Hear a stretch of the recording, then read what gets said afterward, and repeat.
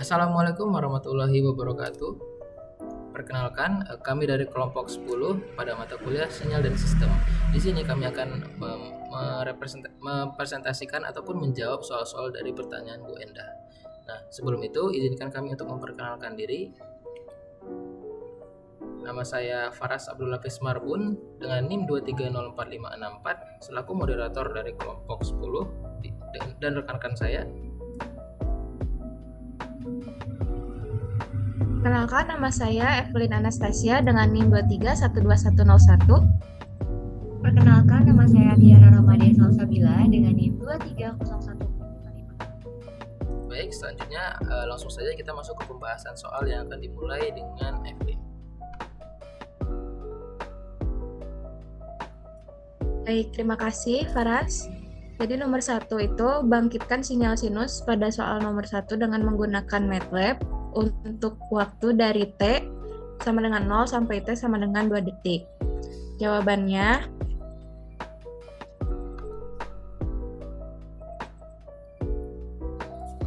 dalam grafik ini menunjukkan gelombang sinusoidal yang berosilasi secara periodik.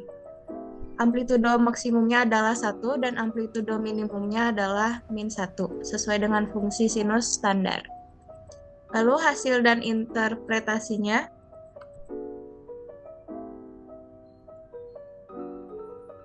Yang kedua itu periode sinyal, frekuensi sinyal adalah 5 Hz, sehingga periode sinyal adalah T sama dengan 1 dibagi F, sama dengan 1 dibagi 5, sama dengan 0,2 detik.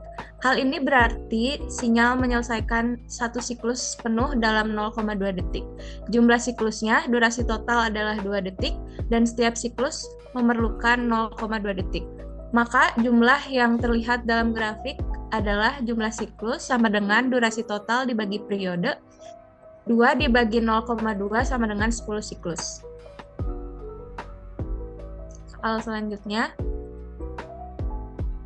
Bangkitkan sebuah sinyal sinus S1 T sama dengan sin 8 dikali Pi kali F kali T dan jumlahkan dengan sebuah sinyal S2 T sama dengan sin dikali 5 mod 10 dikali Pi kali F kali T tambah 0,5. Berikan gambaran hasil penjumlahan kedua sinyal tersebut. Jawabannya, pada sinyal S1T, frekuensinya 4 Hz, dapat dilihat dari 8 siklus penuh dalam 2 detik, amplitudonya, nilai maksimum dan minimum berada di antara -1 hingga 1. Tidak ada pergeseran fasa, sinyal murni sinusoidal. Pada sinyal S2T, frekuensinya 2,5 Hz, dapat dilihat dari 5 siklus penuh dalam 2 detik, amplitudonya sama dengan S1, yaitu antara -1 hingga 1. Ada pergeseran fasa sebesar 0,5 pi, terlihat dari pergeseran puncak gelombang dibandingkan S1T. Jadi penjumlahan S1T tambah S2T itu kombinasi dari dua frekuensi yang berbeda menghasilkan pola interferensi.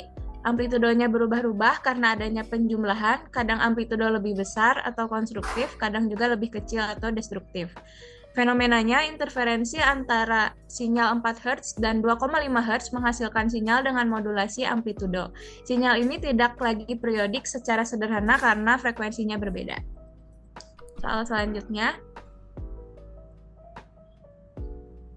Bangkitkan sebuah sinyal sinus S1T sama dengan sin 2 dikali Pi kali F kali T dan kalikan dengan sebuah sinyal S2T sama dengan sin dikali 5 mod 10 dikali Pi kali F kali T. Berikan gambaran hasil perkalian kedua sinyal tersebut.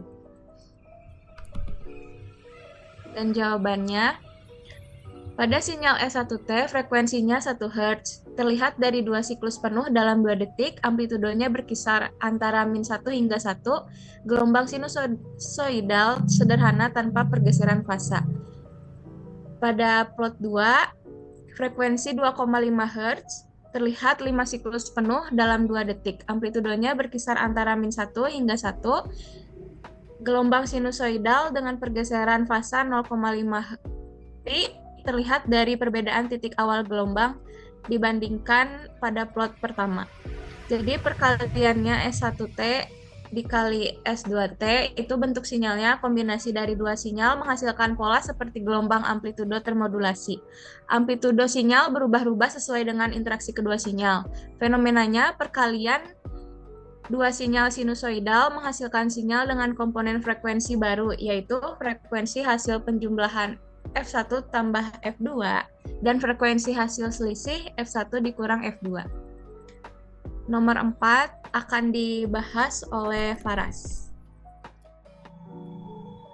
Oke, terima kasih sebelumnya kepada Evelyn. Selanjutnya kita akan membahas soal nomor 4. Sebuah kanal memiliki sifat melemahkan sinyal yang dilaluinya sehingga menyebabkan level sinyal yang dilewat turun 20%. Apabila sebuah sinyal sinus memiliki persamaan S1T sama dengan sin 5pi FCT dengan frekuensi carrier sama dengan 10, maka beri gambaran bentuk sinyal sebelum dan sesudah atenuasi.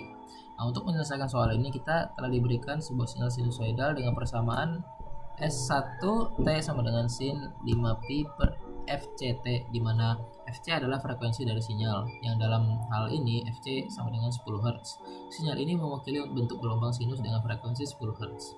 Selanjutnya kita diminta untuk menghitung bentuk sinyal setelah melewati kanal yang memiliki atenuasi yang mengurangi amplitudo sinyal sebesar 20%. Nah, faktor atenuasi ini diberikan sebagai 0,8, yang berarti amplitudo sinyal setelah atenuasi menjadi 80% dari amplitudo semula. Nah, untuk memperoleh sinyal setelah atenuasi, kita cukup mengalihkan sinyal sebelum atenuasi dengan faktor atenuasi tersebut, sehingga persamaan sinyal setelah atenuasi menjadi S2T sama dengan 0,8 kali S1T sama dengan 0,8 kali sin 5pi FCT. Nah, bisa kita lihat pada gambar yang telah tertera perbandingan sinyal sebelum dan sesudah atenuasi. Pada grafik pertama yang berwarna biru, kita dapat melihat bentuk sinyal sebelum atenuasi. Gelombang sinus ini memiliki amplitudo penuh, yaitu sinyal ini bergerak antara nilai 1 dan min 1, yang dimana ini mencerminkan nilai amplitudo yang maksimal. Nah, setelah sinyal melewati kanal yang memiliki efek atenuasi, amplitudo sinyal akan berkurang. Nah, dalam kasus ini, kanal tersebut memiliki faktor atenuasi sebesar 0,8, yang berarti amplitudo sinyal setelah atenuasi menjadi 80% dari amplitudo semula. Pada grafik kedua yang berwarna merah, kita dapat melihat sinyal setelah atenuasi meskipun bentuk gelombang tetap sinusoidal, amplitudo sinyal ini lebih kecil dibandingkan dengan sinyal sebelum atenuasi. Perbandingan ini menunjukkan bagaimana atenuasi mengurangi kekuatan sinyal yang melalui kanal yang dapat mempengaruhi kualitas transmisi data ataupun sinyal dalam komunikasi. Soal nomor 5 akan dijelaskan oleh Tiara Ramadia.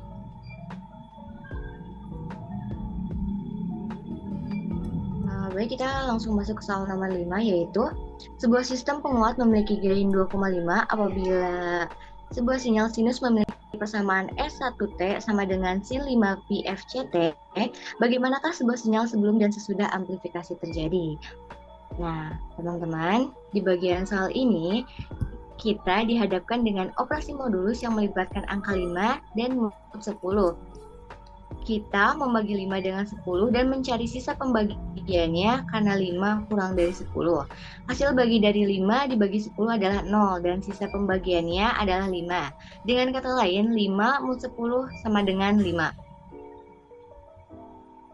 Oke, karena kita udah dapat nih 5 mod 10 sama dengan 5, setelah kita mendapatkan hasil modulus tadi, kita kembali ke persamaan sinyal sinus, yaitu S1T sama dengan sinus 5pi FC kali T. Artinya sinyal ini adalah gelombang sinusoidal dengan frekuensi yang berhubungan dengan nilai 5. Kita belum mengalihkan dengan gain, jadi ini adalah bentuk sinyal awal.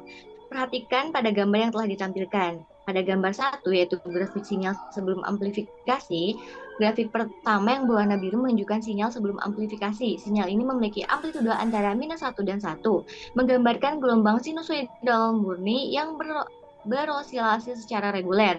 Grafik ini mewakili sinyal input yang belum mengalami proses amplifikasi, menunjukkan kondisi asli dari sinyal tersebut. Sekarang kita diminta untuk menghitung bentuk sinyal setelah amplifikasi. Amplitudo sinyal akan diperbesar 2, kali lipat. Oleh karena itu, sinyal setelah amplifikasi dapat dihitung dengan mengalihkan sinyal awal dengan gain. Nah, mari kita lihat grafik kedua, yaitu yang berwarna merah, menunjukkan hasil sinyal setelah mengalami amplifikasi dengan gain sebesar 2,5. Di grafik ini, amplitudo sinyal meningkat dari sebelumnya antara minus 1 dan 1 menjadi antara minus 2,5 dan 2,5, tetapi bentuk gelombangnya tetap sinusoidal. menunjukkan bahwa amplifikasi hanya meningkatkan kekuatan sinyal tanpa mengubah bentuk atau frekuensinya. Oke, segitu jawaban dari nomor 5. Selanjutnya akan dijelaskan oleh rekan saya. Oke, sekarang kita masuk ke soal nomor 6 itu. Beri gambaran sebuah sinyal waktu kontinu yang bersifat periodik berupa sinyal sinus dengan frekuensi f sama dengan 5 Hz dan fase awalnya theta sama dengan pi per 2 radian gitu. Nah, dalam pengerjaannya ada beberapa tahap yang harus dilakukan. Yang pertama, itu kita menentukan parameter sinyal tersebut, yang dimana amplitudo atau A itu merupakan besaran nilai maksimum sinyal. Nah, kalau pada soal itu A-nya sama dengan 1 ya. Kemudian F atau frekuensi yang di sini adalah 5 Hz, yang artinya sinyal menyelesaikan 5 siklus dalam 1 detik. Dan kemudian ada fase awal atau theta yang jumlahnya adalah pi per 2 radian yang menyebabkan sinyal mengalami pergeseran horizontal. Dan yang terakhir periode atau T. Periode sinyal dihitung dengan rumus T sama dengan 1 per F kali 1 per sama dengan 1 per 5, atau kalau dijumlahkan hasilnya menjadi 0,2 detik gitu. Kemudian langkah kedua yaitu kita mengatur rentang waktunya. Rentang waktu yang digunakan dalam dua periode sinyal yaitu 2T sama dengan 2 kali 0,2 sama dengan 0,4 detik. Waktu atau T dibagi menjadi interval kecil menjadi 0,001 detik untuk menghasilkan grafik yang lebih halus. Nah, langkah ketiga yaitu kita menyusun persamaan sinyal. Sinyal sinusoidal dirumuskan sebagai xt sama dengan A kali sin 2pi ft tambah theta, di mana 2pi ft adalah bagian yang menentukan siklus sinyal dan theta adalah fase awalnya. Nah, bisa kita lihat pada grafik ya. Kalau di fase awal itu yang diberikan adalah pi per 2 radian, yang dimana fase awal ini menentukan posisi awal sinyal pada waktu T sama dengan 0. Dalam hal ini, dengan fase awal pi per 2, sinyal akan dimulai dari titik puncak positifnya, yaitu pada amplitudo maksimum. Sinyal sinusoidal ini memiliki amplitudo 1, yang berarti nilai sinyal akan beroscilasi antara plus 1 dan min 1. Grafik yang saya tampilkan di sini menunjukkan variasi amplitudo tersebut terhadap waktu dengan periode yang berlangsung setiap 0,2 detik. Nah, kalau dalam analisis ini kita dapat melihat bagaimana sinyal sinusoidal mengikuti pola periodik yang terus berulang gitu ya, di mana setiap siklus memerlukan waktu yang sama sebesar 0,2 detik. Grafik ini juga menunjukkan perubahan nilai amplitudo yang sesuai dengan fungsi sinus yang mencerminkan karakteristik sinyal dengan frekuensi dan fase awal yang diberikan. Selanjutnya kita masuki soal nomor 7, yaitu ulangi langkah tersebut untuk nilai frekuensi 10 Hz, 20 Hz, dan 30 Hz, sementara fase awalnya ditetapkan theta sama dengan 0 untuk semua kasus di atas. Nah, berikut ada beberapa langkah pengerjaannya. Langkah pertama kita harus menentukan periode T-nya dulu. Nah, untuk menghitung periode sinyal sinusoidal kita gunakan rumus T sama dengan 1 per F atau frekuensi, di mana T adalah sinyal periode sinyal dan F adalah frekuensi sinyalnya. Sehingga untuk frekuensi 10 Hz itu 0,1 detik, frekuensi 20 Hz itu 0,05 detik, dan frekuensi 30 Hz itu 0,0333 detik. Itu kisaran segitu. Langkah kedua yang bisa kita lakukan adalah menulis persamaan sinyal sinusoidal. Sinyal sinusoidal dapat dituliskan dalam bentuk persamaan xt sama dengan A kali sin 2pi ft tambah theta, yang dimana A adalah amplitudo, F adalah frekuensinya, T adalah waktu, dan theta adalah fase awal yang kita setel ke 0. Sehingga persamaan sinyal untuk setiap frekuensinya adalah F yang frekuensi 10 Hz itu xt sama dengan sin 2pi 10t, kemudian frekuensi 20 Hz itu xt sama dengan sin 2pi 20t, kemudian frekuensi 30 Hz itu xt sama dengan sin 2pi 30t. Nah, langkah yang terakhir yaitu kita harus memplotting sinyal. Untuk menggambar grafik kita perlu memilih rentang waktu yang cukup untuk menampilkan beberapa siklus sinyal. Sebagai contoh, kita ingin melihat dua siklus untuk frekuensi 10 Hz, yang dimana kita akan memilih waktu dari 0 sampai 0,2 detik. Nah, kalau kita lihat pada gambar berikut, untuk gambaran pertama, frekuensi 10 Hz, periode sinyal dihitung dengan rumus T1 per frekuensi. Oleh karena itu, periode untuk frekuensi 10 Hz ini adalah 0,1 detik gitu. Kemudian untuk gambaran kedua, frekuensi 20 Hz, periode sinyalnya lebih pendek yaitu 0,05 detik dengan fase awal yang tetap 0. Nah, dan untuk yang terakhir, gambar yang hijau itu frekuensi 30 Hz, periode sinyalnya semakin pendek ataupun diringkas gitu, yaitu menjadi 0,033 detik dengan fase awal yang tetap 0 seperti sesuai soal tadi. Secara keseluruhan kita dapat melihat bahwa semakin tinggi frekuensi sinyal, semakin cepat pula perubahan amplitudo sinyal dalam domain waktu. Masing-masing grafik ini menunjukkan sinyal sinusoidal dengan variasi yang sesuai dengan frekuensi yang diberikan, serta fase awal yang ditetapkan pada 0, yang mengindikasikan bahwa setiap sinyal dimulai pada titik 0. Gitu. Kemudian selanjutnya untuk soal nomor 8 akan dijelaskan oleh rekan saya Tiara.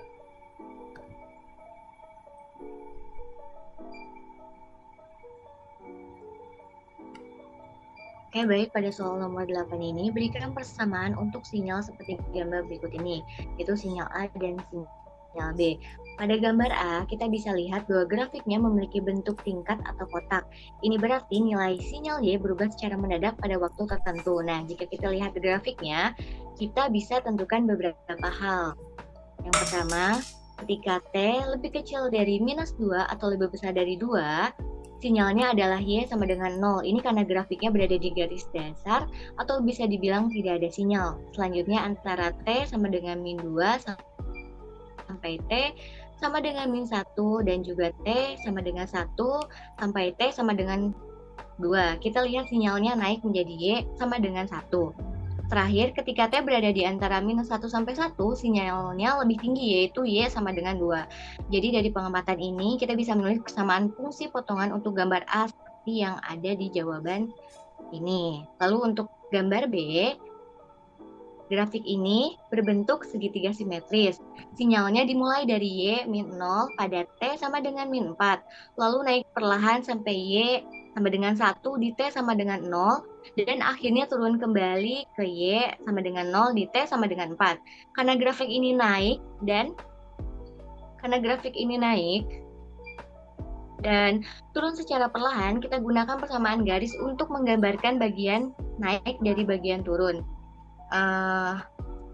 Untuk bagian yang naik, yaitu dari T sama dengan -4 ke T sama dengan 0, kita hitung gradiennya dan dapatkan persamaan sebagai Y sama dengan 1/2 dalam kurung T ditambah 4. Kemudian untuk bagian yang turun, yaitu dari T sama dengan 0 ke T sama dengan 4, gradiennya negatif. Jadi persamaannya adalah Y sama dengan 1/2 dalam kurung min T ditambah 4. Di luar interval T sama dengan -4 hingga T sama dengan 4, sinyalnya tetap Y sama dengan 0 karena grafiknya berada di garis dasar. Dengan begitu, persamaan untuk gambar B adalah seperti yang ada pada jawaban berikut. Nah, jadi secara keseluruhan kita menggunakan persamaan potongan untuk menggambarkan sinyal ini. Pada gambar A, karena grafiknya berbentuk tingkat, kita hanya mencatat nilai Y sesuai interval T. Sementara pada gambar B yang berbentuk segitiga, kita cari nih persamaan garis untuk bagian naik dan turun. Itulah jawaban dari nomor 8, teman-teman. Oke, mungkin cukup sekian presentasi ataupun jawaban dari kami dari kelompok 10. Mohon maaf apabila ada salah kata. Saya akhiri dengan wabillahi taufiq wal hidayah. Wassalamualaikum warahmatullahi wabarakatuh.